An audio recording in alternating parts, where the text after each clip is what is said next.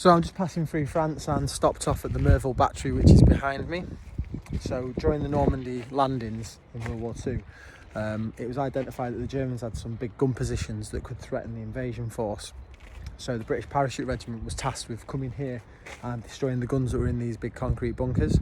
And that's the Dakota there behind us as well, synonymous with the D-Day landings.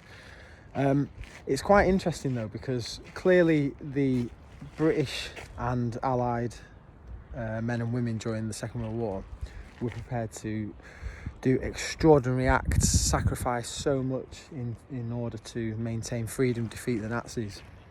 And if you counter that to modern day, where a lot of people, I think up to a third, have said that they wouldn't be prepared to fight for Britain no matter the circumstances. We are also aware though that there were studies done in the First and Second World War where it was worked out that most of the participants aimed to miss rather than aimed to kill, whereas in the professional armies of modern day, we know that the soldiers are all professional, they're all signed up, they know exactly what they're doing, and so therefore more effective shots or more accurate shots.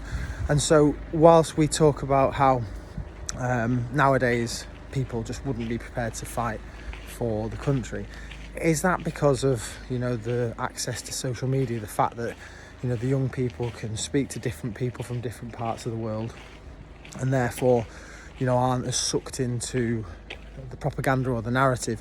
Would people during World War II have been less likely to fight if they had similar sort of access to information and other people? So is it a sign of the times?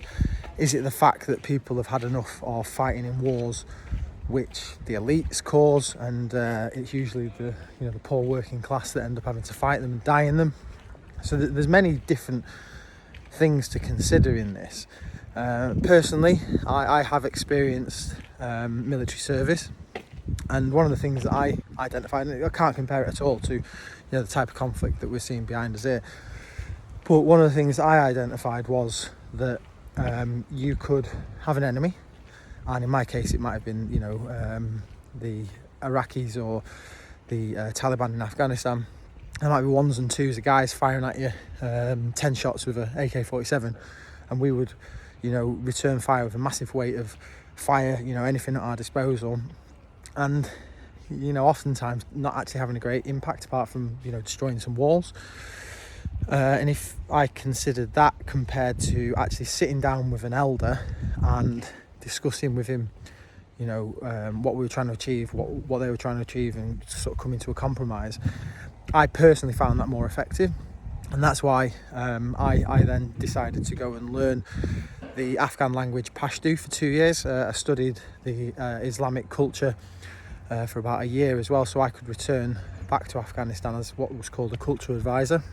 And I felt that was the point that I realised that talking was more effective than violence. And obviously we see that all day, every day nowadays, people thinking that violence is a better option than conversation. And perhaps our younger people have realised that that's just not true. So we always need to honour and be proud of what our forebears did for our freedoms. But are our young people telling us that there's a different way of securing those freedoms nowadays? Let me know in the comments.